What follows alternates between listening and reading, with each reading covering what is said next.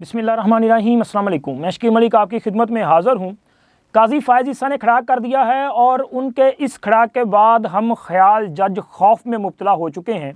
और इसके साथ साथ जनाब एक सवाल बड़ा उठ रहा है। सवाल ये है कि क्या वाकई इलेक्शन मुलतवी होने जा रहे हैं, क्योंकि पहले मौलाना फजलुर रहमान और अब कई एक तरफ से भी आवाज़ें आना शुरू हो चुकी हैं। और आज के वीलॉग में आपके साथ हमने एक इन्फॉर्मेशन शेयर करनी है, और वो इन्फॉर्मेशन है मियाँ नवाज़ शरीफ का बड़ों को पैगाम और उन बड़ों का यानी कि फ़ैसला साजों का जवाब। ये आज के वीलॉग की अहम स्टोरीज़ हैं। इससे पहले कि तफसीलात आपके साथ शेयर की जाएँ, आप दोस्तों से दरख्वास्त है कि जिन्होंने अभी तक हमारे चैनल को सब्सक्राइब नहीं किया, आप चैनल को सब्सक्राइब कर दें, वीडियो को लाइक और अपने फ्रेंड सर्कल में शेयर भी ज़रूर किया करें। और इसके साथ साथ कमेंट्स बॉक्स में ये ज़रूर बताइएगा कि आप हमें कहाँ से देख रहे हैं, और इसके अलावा आपके सवालात। और आज के इस वीलॉग का आगाज़ मैंने एक सवाल से करना है।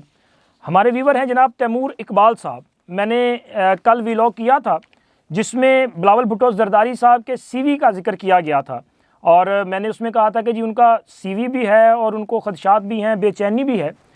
तो उन्होंने इस पर जो सवाल उठाया है, उनका ये कहना है कि अगर आपके इल्म में हो तो जनाब अली ये जो सीवी होता है ना, इस पर अगर किसी के सीवी पे ये लिखा हो कि इस बंदे को जो है वो 3 टाइम टर्मिनेट किया गया है, तो उस बंदे को दोबारा अदारे में रखना बेवकूफ़ी होती है। तो मसूफ़ मेरे भाई तैमूर इकबाल साहब, मैं आपके गोशगुजार करना चाहूँगा कि मैंने बिल्कुल सीवी का जिक्र किया, और सीवी का जिक्र था जनाब बिलावल भुट्टो जरदारी साहब के लिए कि वो अपना सीवी पेश कर रहे हैं कि मुझे मौका दिया जाए। और वो कह रहे हैं कि मियाँ नवाज़ शरीफ जो हैं ये 3 बार नाकाम हुए हैं। इनको वो ये भी कह रहे हैं कि मियाँ नवाज़ शरीफ जो हैं वो डील करके या लाडले का स्टेटस लेके आ रहे हैं।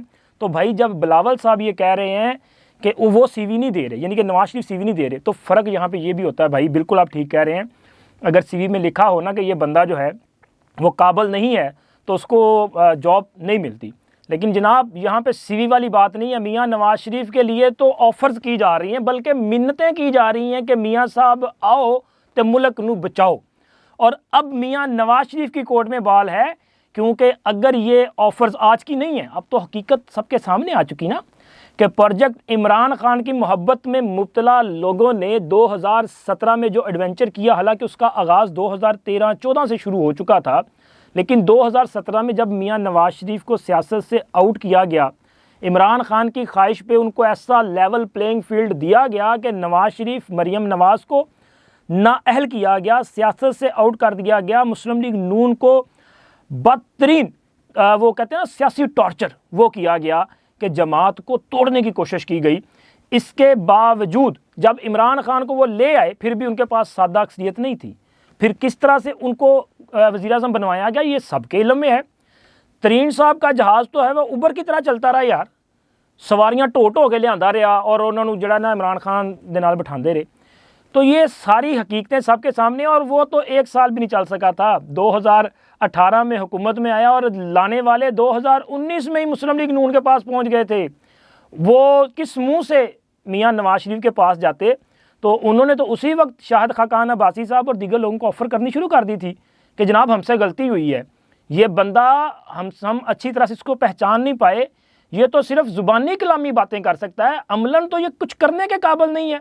यानी कि ये जो है वो एक नाकाम प्रोजेक्ट है। तो लिहाजा हम अपनी गलती भी मानते हैं, तो आप इसको फारग करवाते हैं और आप आ जाएं।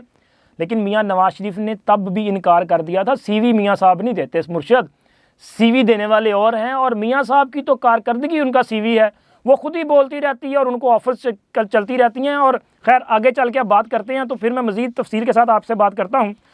तो जनाब अली, मेरा ख्याल है कि सबसे पहले हम बात करेंगे काजी साहब के हवाले से।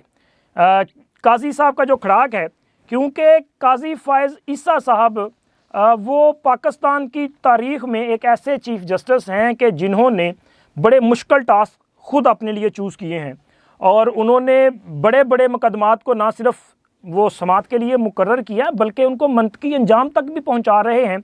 यानी कि हालिया अयाम में ये कल से जिस हफ़्ते का आगाज़ होने जा रहा है, अब आप इसमें देखें कि कितनी अहम नौइयत के मुकदमात हैं।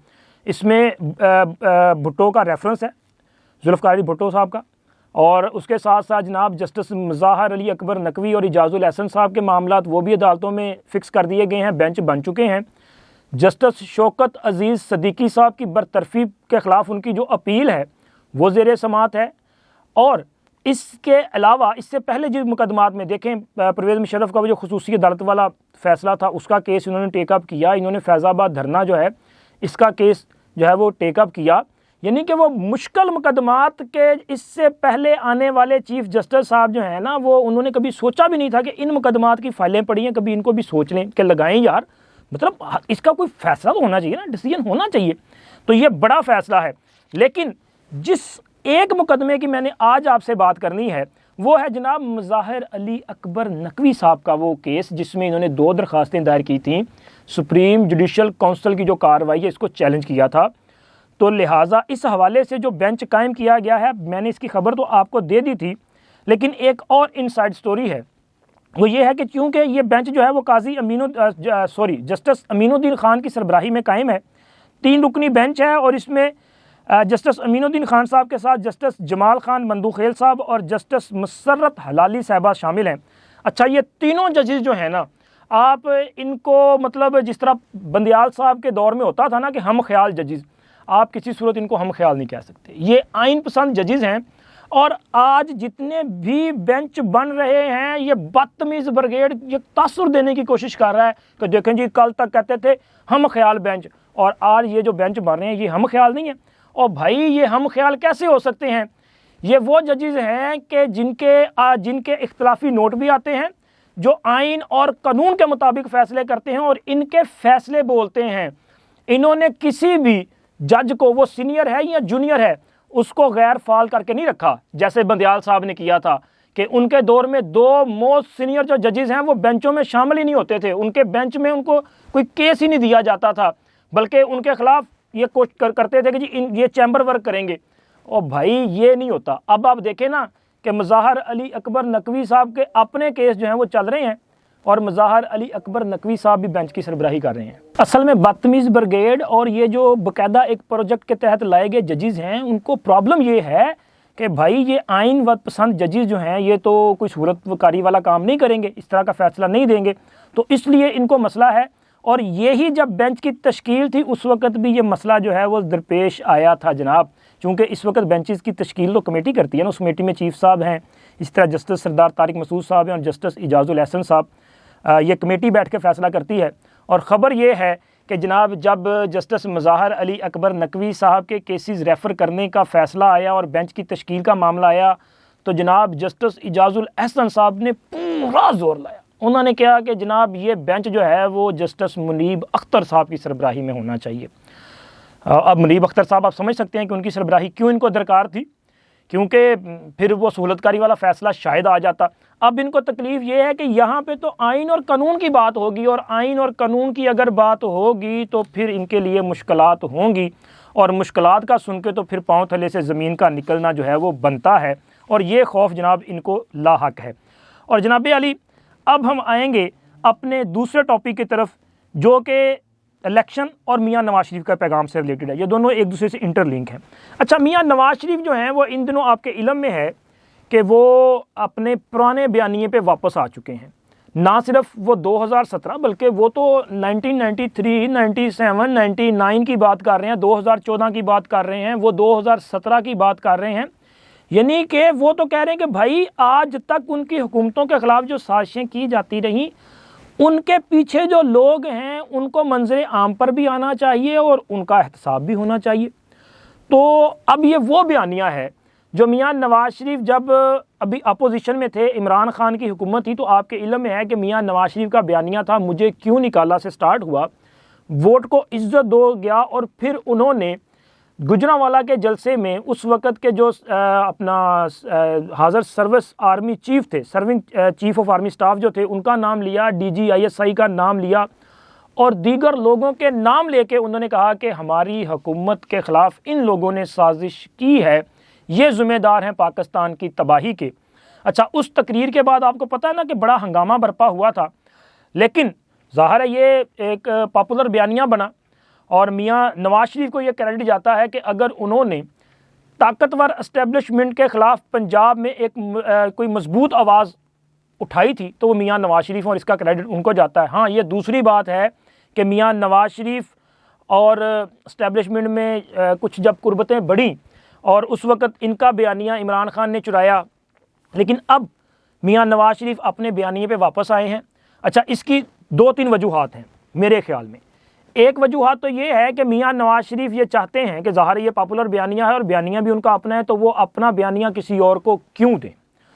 और दूसरी वजह यह है कि ख्याल ये किया जाता है कि मियाँ नवाज़ शरीफ को ये वादे वईद किए गए थे कि मियाँ साहब आप जो है वो इस तरह की तासुर ना दें कि कोई इख्तलाफात हो, मामला जो हैं वो फिर से लड़ाई की तरफ जाएं, तो लिहाजा आप अपना काम करें, आप अपना प्लान लोगों के साथ शेयर करें कि आप बरसरे इक़्तिदार आने के बाद मईशत को कैसे इसके पाँव पे खड़ा करेंगे, इन चैलेंज से निपटने की हिकमत अमली दें, लोगों को अपना सियासी मुआशी एजेंडा जो है वो दें, और बाकी काम आप जो है वो छोड़ दें अदारों पे, अदारे कर लेंगे।